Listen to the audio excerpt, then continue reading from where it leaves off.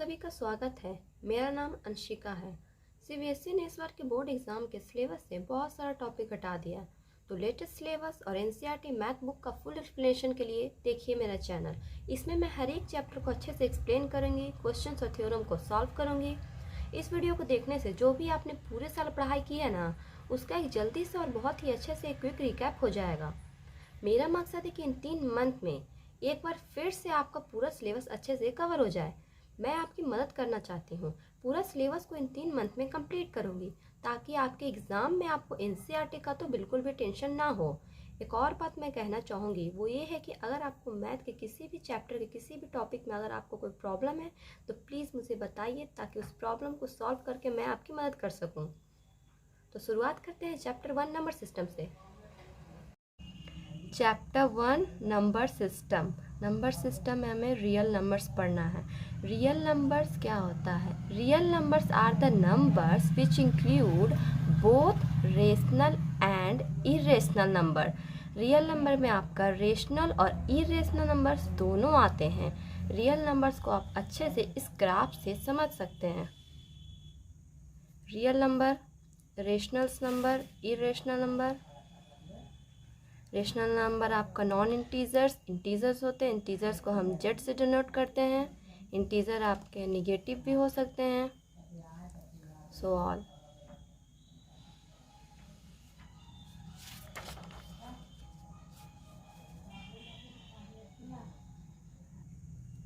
Natural numbers, natural number counting numbers, natural numbers, natural number counting numbers from 1 to infinity is called natural number. Example 1 2 3 4। Natural number हमारा जिसको हम count कर सकते हैं उसको हम लोग नेचुरल नंबर कहते हैं। 1 को काउंट कर सकते हैं, 2 3 4। Second, whole number. All counting numbers together with zero form a collection of whole number. जितना भी आपका काउंटिंग नंबर है वो अगर जीरो के साथ आता है तो वो हमारा होल नंबर होता है। एग्जाम्पल में 0 1 2 3। इंटीजर्स पॉजिटिव होता है, निगेटिव होता है, फ्रैक्शंस को छोड़ सकते हैं, और ज़ीरोज़ होता है। जैसे एग्जांपल -3 -2 -1 0 1 2 3। ये सब हमारे एग्जांपल्स हैं इंटीजर्स के। रेशनल नंबर क्या होता है? जिसमें इंटीजर्स होते हैं, फ्रैक्शंस होते हैं, टर्मिनेटिंग एंड रिपीटिंग डेसिमल्स होते हैं। एक the number of the form of p by q where p and q are integers and q not equal to 0 are called rational number। Rational number जो p by q के form में होते हैं और p और q दोनों integers होते हैं और जो q होता है वो नॉट इक्वल टू 0, तो उसे हम रेशनल नंबर कहते हैं। जैसे एग्जाम्पल में -3 -2 -1 0 1 2 3 1/4 0.4। सब एग्जाम्पल्स हैं हमारे रेशनल नंबर्स के। अब इरेशनल नंबर्स आपके non terminating and non repeating decimals होते हैं। एग्जाम्पल 3.1415, पाई, √2 √3 √5। ये सब हमारे इरेशनल्स के एग्जाम्पल्स हैं। इस साल का जो सिलेबस सीबीएसई ने हमें दिया है उसमें रियल नंबर्स के 2 टॉपिक हैं जो नहीं आ रहे एग्ज़ाम में। फर्स्ट टॉपिक आपका इक्लूड्स डिवीज़न लेमा है, जिसके कारण से आपका एनसीईआरटी का जो एक्सरसाइज 1.1 है वो भी नहीं आ रहा है। और सेकेंड टॉपिक जो आपका नहीं आ रहा है सर एग्ज़ाम में वो है आपका decimal representation of rational numbers in terms of terminating, non terminating, recurring decimals. इसके कारण आपका एनसीईआरटी का एक्सरसाइज 1.4 वो भी नहीं आ रहा है। तो ये 2 टॉपिक है जो सीबीएसई ने अपने सिलेबस से इस साल बोर्ड एग्जाम्स में हटा दिए हैं, डिलीट कर दिए हैं। इक्लूड्स डिवीज़न लेमा, ये टॉपिक जो है इस पर सिलेबस से हटा दिया गया है। इसमें क्या था? इसमें एक सिंपल सा फॉर्मूला है जो आप याद रख सकते हैं, वो है dividend is equal to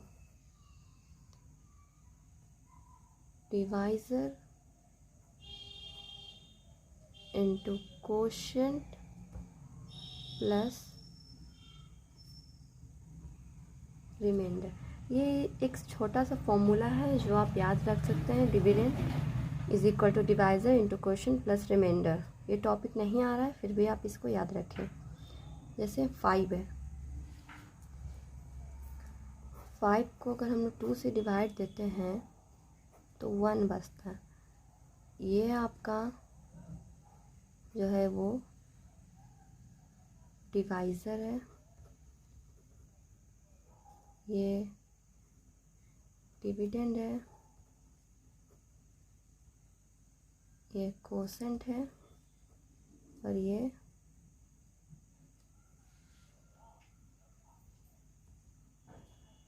reminder है।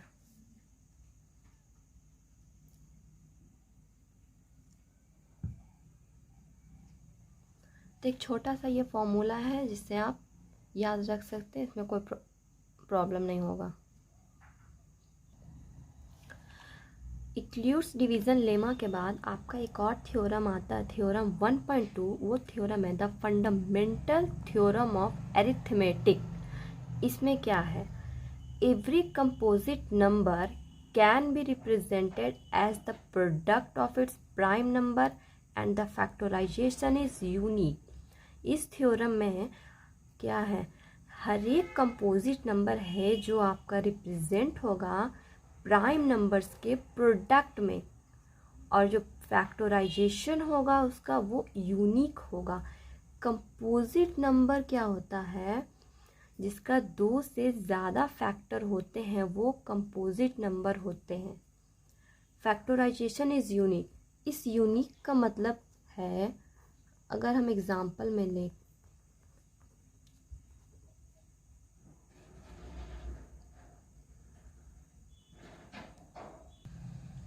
और इसको फैक्टराइज करते हैं 1200 को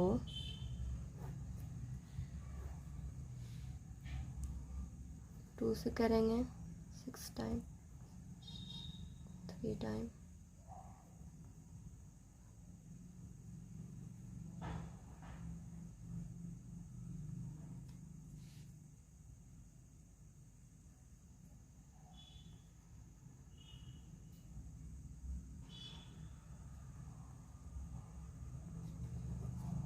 तो इसका प्राइम फैक्टराइजेशन हमारा क्या आएगा, 1200 का 2 का पावर 4, 1 2 3 4, 2 3 इंटू 5 का स्क्वायर, ये 1200 का फैक्टराइजेशन है। ये यूनिक फैक्टराइजेशन है, लेकिन इसके अलावा कोई और हो ही नहीं सकता है 1200 का फैक्टर। सिर्फ यही 3 है जो 1200 का फैक्टर होंगे, इसलिए ये यूनिक है। एक और एग्जांपल लेते हैं।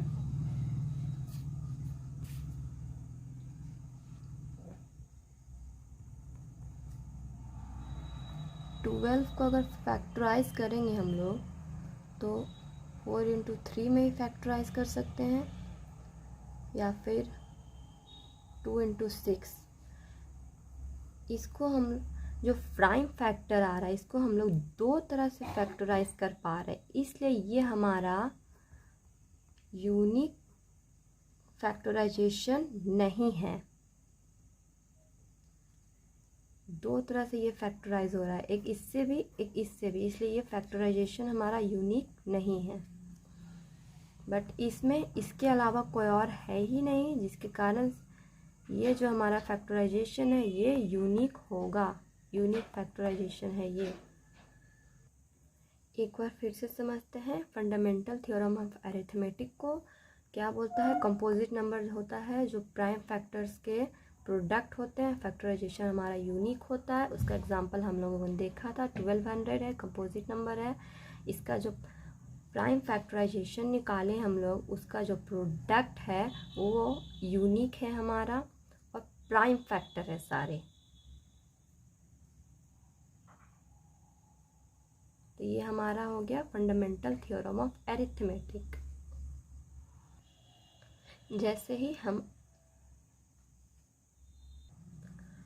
फंडामेंटल थ्योरी ऑफ अरिथमेटिक में ये आपका एग्जाम्पल नंबर 5 है।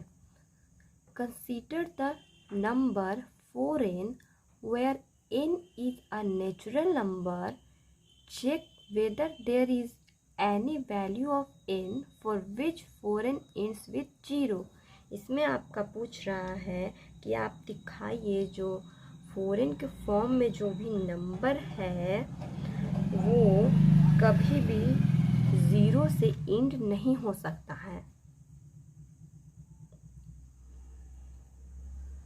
0 से एंड नहीं हो सकता है, ये दिखाना है। चलिए इसको सॉल्व करते हैं। तो अगर हम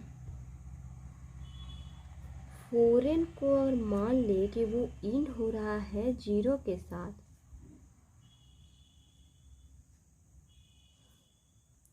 तो जो कोई भी नंबर अगर 0 के साथ एंड होता है तो उसका फैक्टर 5 तो होता ही है, ये तो कंफर्म होता है। Then it must have 5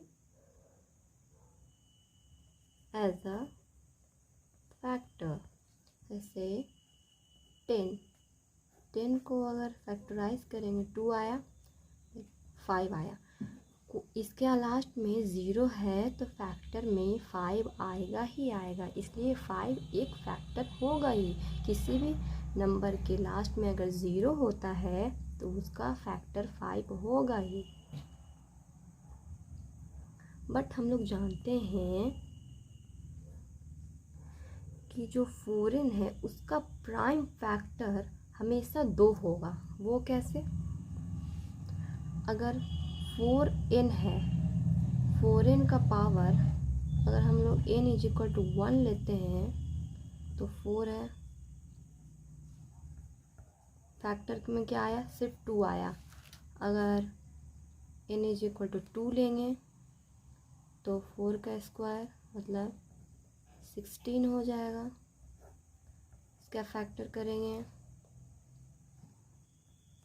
4 times 2 times 1, तो 4n का 1 रखिए वैल्यू, 2 रखिए या फिर 3 रखिए, आपका जो फैक्टर होगा वो सिर्फ 2 ही होगा, चाहे इसमें देखिए।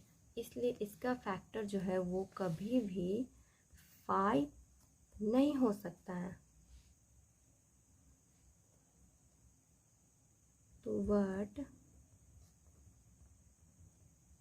we know that the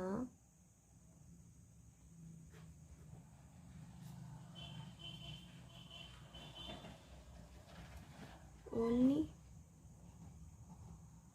prime factor of 4n is 2। सिर्फ 2 ही होगा इसका फैक्टर, 5 नहीं हो सकता है।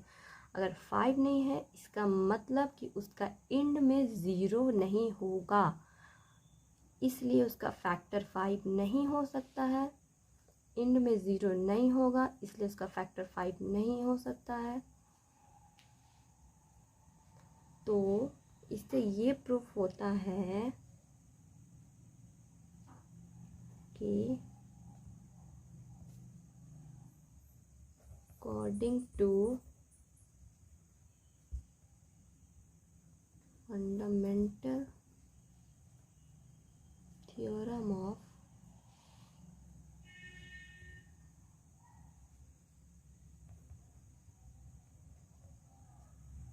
Arithmetic,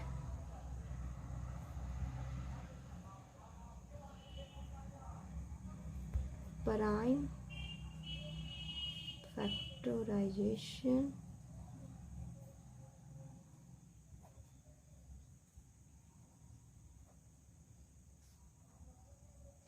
each number is unique.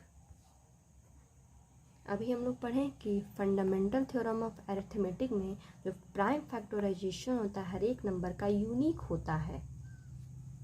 तो इसलिए जो आपका 4n होगा वो कभी भी 0 से एंड नहीं करेगा।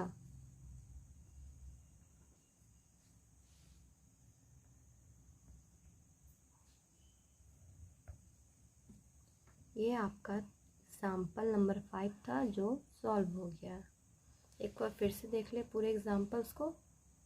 इस क्वेश्चन में कहा था कि आप बताइए जो 4n नंबर है, जो 4n वो कभी भी 0 के साथ इन नहीं होगा। तो हम लोग देखें यहाँ पे पहले, अगर n को हम लोग 1 माने तो 4 का फैक्टराइज किए तो भी वो फैक्टर सिर्फ 2 आया, 2 लिए तो फैक्टर हमेशा हमारा 2 आया। अगर इसका 0 अगर फैक्टर इंड होना है 4 को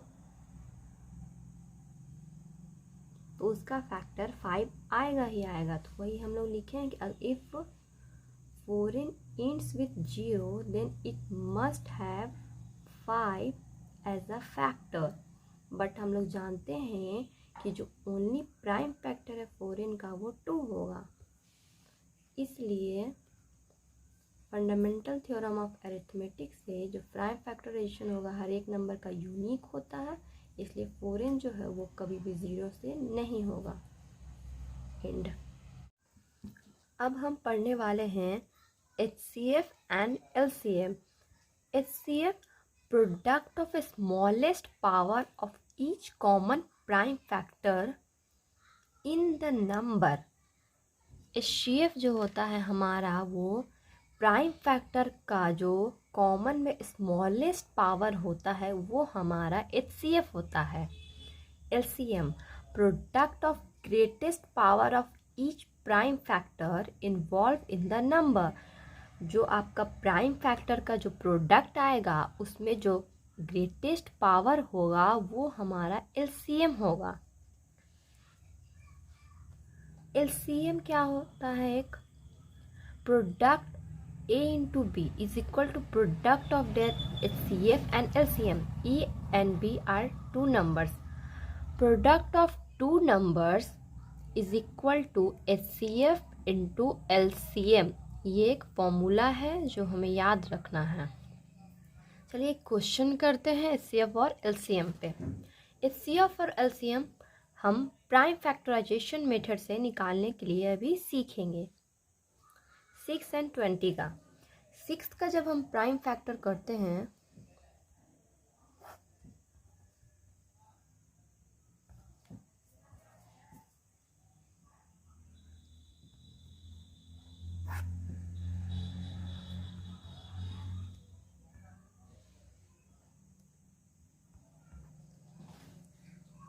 ये 20 का प्राइम फैक्टर है, 6 का प्राइम फैक्टर है।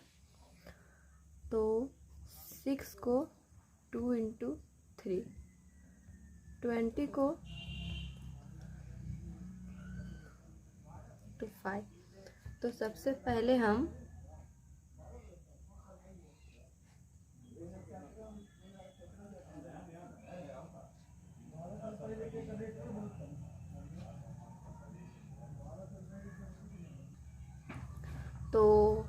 HCF इसका निकालेंगे। हम लोग क्या पता है हमें कि जो उसका स्मॉलेस्ट पावर होगा, जो दोनों में कॉमन होगा और जिसका स्मॉलेस्ट पावर होगा वो हमारा HCF होगा। ये दोनों में कॉमन क्या है?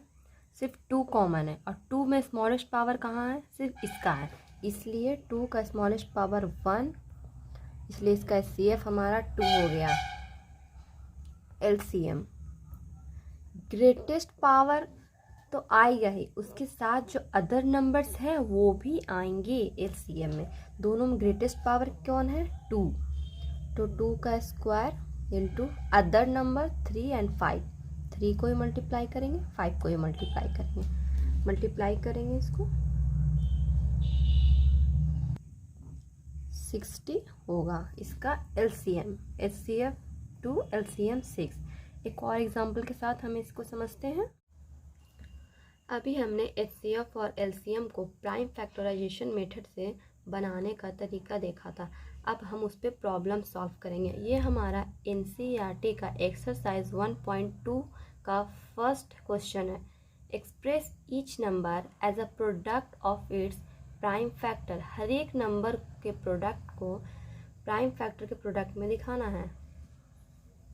तो फर्स्ट है हमारा 140 और दूसरा मैंने लिया है ये इसको अब हम सॉल्व करेंगे प्राइम फैक्टराइजेशन मेथड से। 270 235 5771।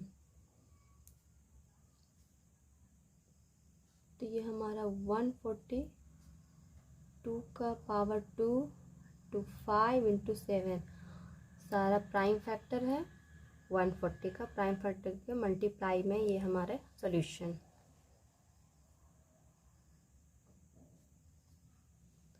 सेकेंड 3825।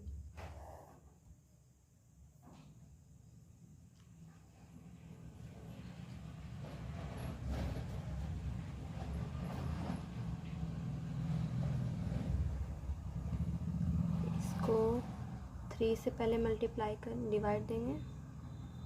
1 2 5 फिर 3 से,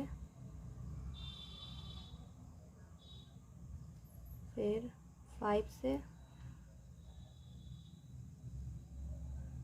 फिर 5 से, फिर 17 से।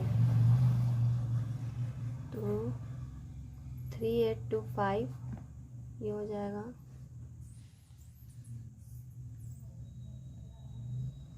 3 का स्क्वायर 5 17। तो ये दोनों क्वेश्चन हमारा कंप्लीट हो गया है। 140 को प्राइम फैक्टराइजेशन मेथड से हमने सॉल्व किया है। ये 2 का स्क्वायर इंटू 5 इंटू 7 के फॉर्म में आया है। 3825 को हम लोग फैक्टराइज किए हैं, तो ये 3 का स्क्वायर इंटू 5 का स्क्वायर इंटू 17 के फॉर्म में आया है। फर्स्ट क्वेश्चन हमारा सॉल्व हो गया। बढ़ते हैं सेकेंड क्वेश्चन की ओर।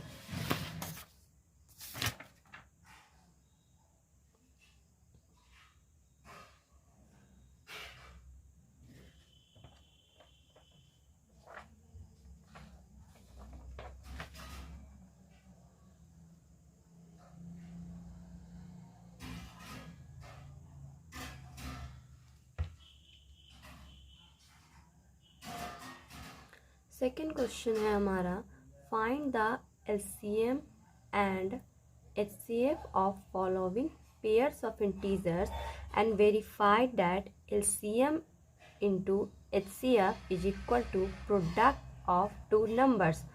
हम लोगों को क्वेश्चन में बताना है कि जो एलसीएम और एचसीएफ का मल्टीप्लाई करते हैं तो वो हमारा जो दो नंबर होता है उसके प्रोडक्ट के बराबर होता है। ये हमें प्रूफ करना है। तो पहले हम 26 का एलसीएम एंड एचसीएफ निकालेंगे। 26 और 91 का प्राइम फैक्टराइजेशन से 13 191 7 से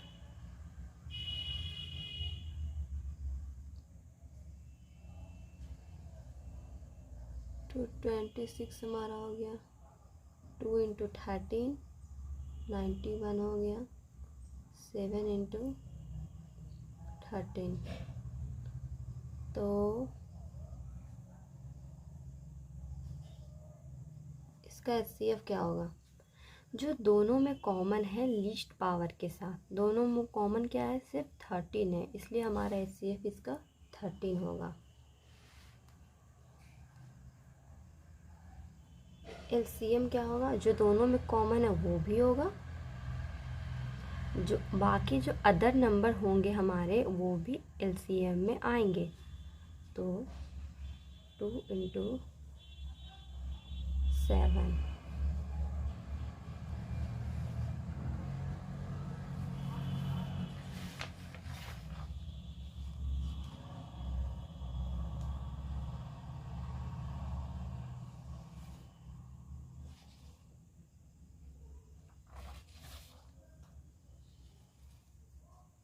13 इंटू 14 ये हमारा हो गया 182। एलसीएम 182, एचसीएफ 13 हो गया। अब हम लोग को वेरीफाई करना है कि एलसीएम और एचसीएफ का जो प्रोडक्ट होगा, प्रोडक्ट ऑफ टू नंबर्स होगा, वो बराबर होगा।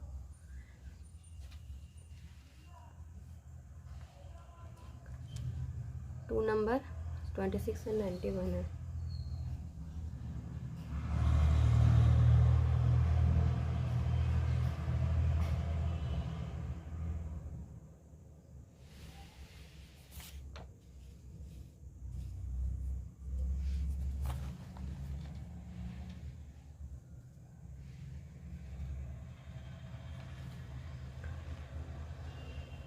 टू नंबर हमारा एक 26 एंड 91 है।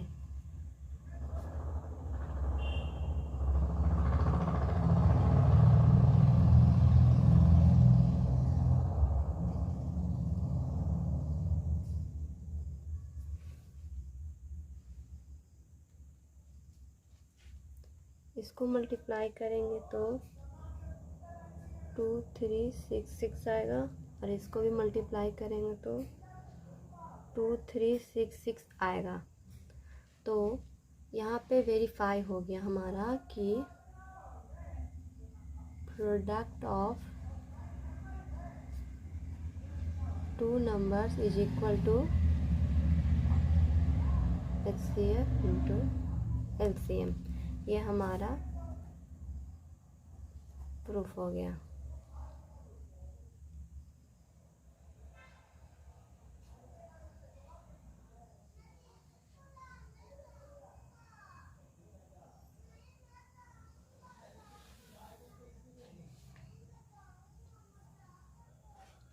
थर्ड क्वेश्चन नंबर थर्ड है एनसीईआरटी का एक्सरसाइज 1.2 का।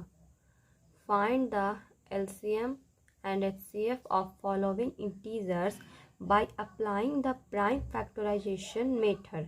प्राइम फैक्टराइजेशन मेथड से हमें LCM एंड HCF निकालना है, ये तीनों का। तो निकालते हैं 12 का।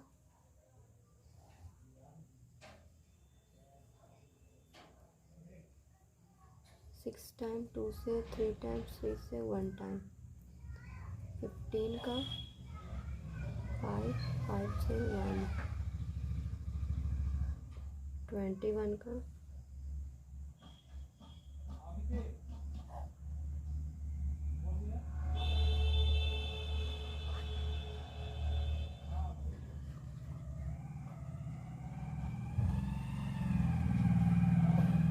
12 हमारा क्या आया, 2 का स्क्वायर इंटू 3, 15 क्या आया, 3 इंटू 5, 21 क्या आया, 3 इंटू 7।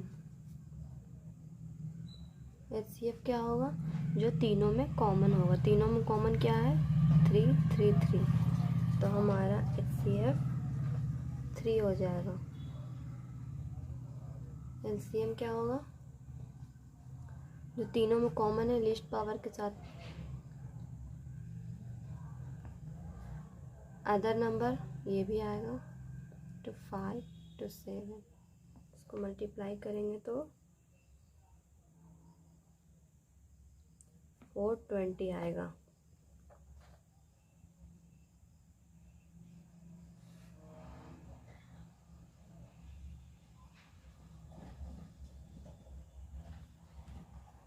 तो फर्स्ट क्वेश्चन हमारा सॉल्व हो गया है।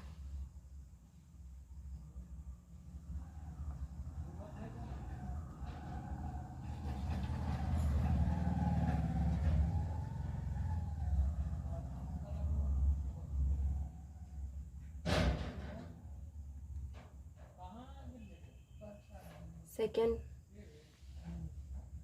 क्वेश्चन नंबर 4 सॉल्व करेंगे। क्वेश्चन नंबर 4 में आपका दिया हुआ है गिवन दैट HCF 306 एंड 657 का HCF आपका 9 दिया हुआ है। Question number 4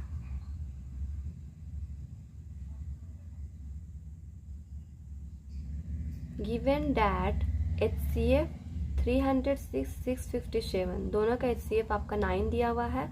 find LCM find करना है ये दोनों नंबर्स का। ये तो अभी हमने एक फॉर्मूला जानते हैं कि HCF टू LCM क्या होता है, product of two numbers. HCF कितना दिया हुआ है 9। LCM हमें निकालना है। टू नंबर्स हमारे कौन कौन से हैं, एक 306 है, एक 657 है। 306 है और एक 657 है। LCM क्या हो जाएगा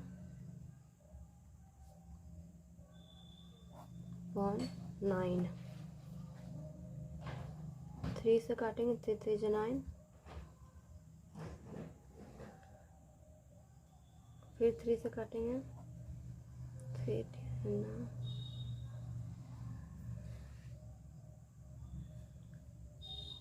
34 इंटू 657। इसको मल्टीप्लाई करेंगे तो हमारा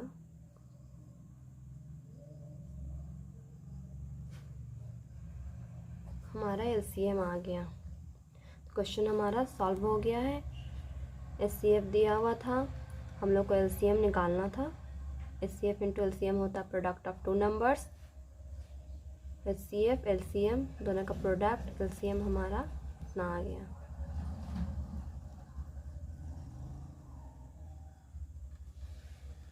क्वेश्चन नंबर 5,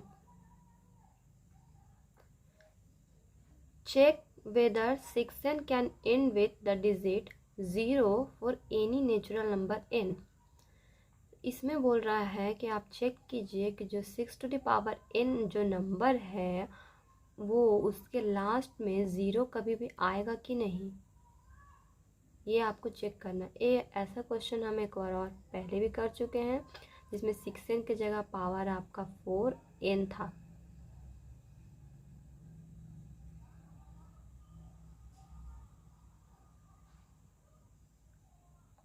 फिर से इस क्वेश्चन को सॉल्व करेंगे।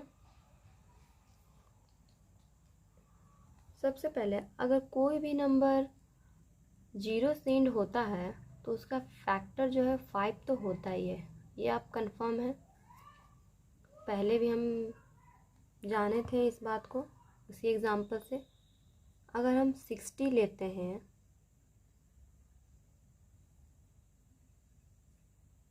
इसको सॉल्व करते हैं, 30 15 5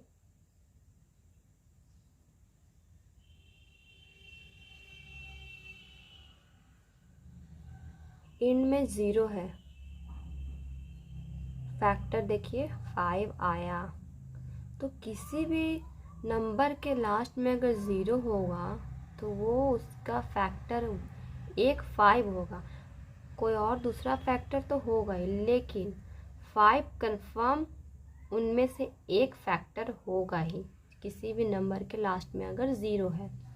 तो हमें इसमें यही प्रूफ करना है कि 6 टू द पावर जो एंड है, 6 टू द पावर जो n है वो कभी भी 0 के साथ एंड नहीं हो सकता है। तो हम लोग मान लेते हैं कि जो 6n है वो हमारा 0 के साथ एंड हो रहा है, यही मान के क्वेश्चन सॉल्व करते हैं।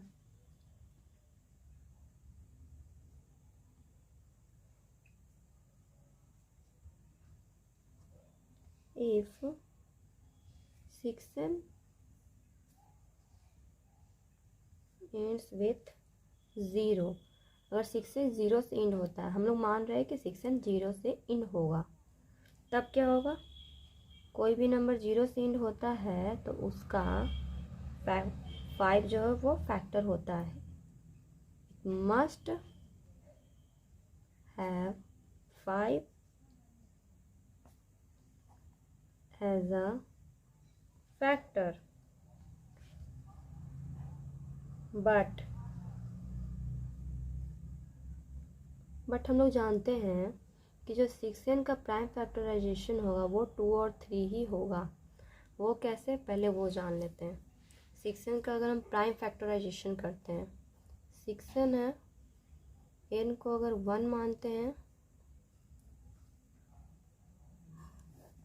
तो क्या आएगा 2 3।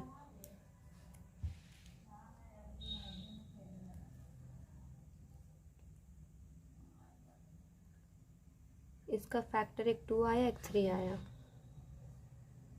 n इज इक्वल टू 2 लेते हैं, 6 का स्क्वायर 36 को प्राइम फैक्टराइजेशन करेंगे तो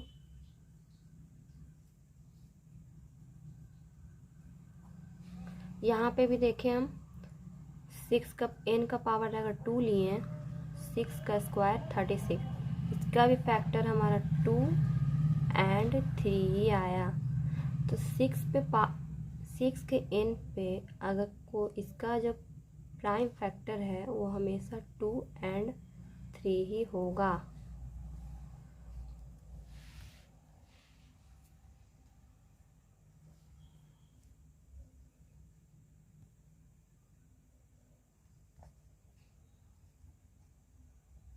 But we know that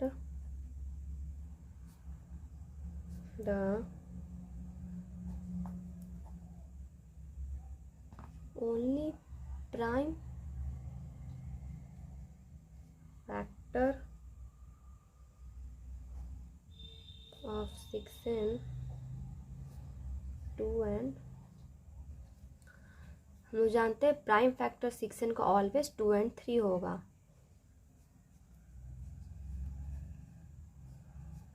Also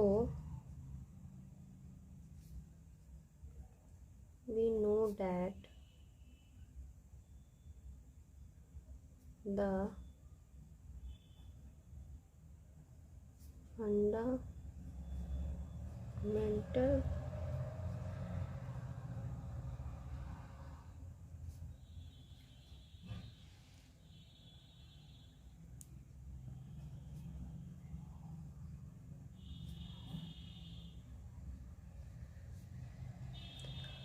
Also we know that fundamental theorem of arithmetic, the prime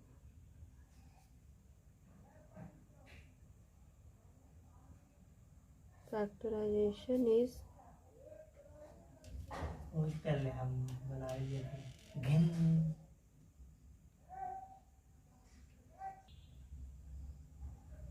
prime factorization is unique होगा, मतलब इसका फैक्टर 2 एंड 3 होगा, उसके अलावा कोई और फैक्टर हो ही नहीं सकता है।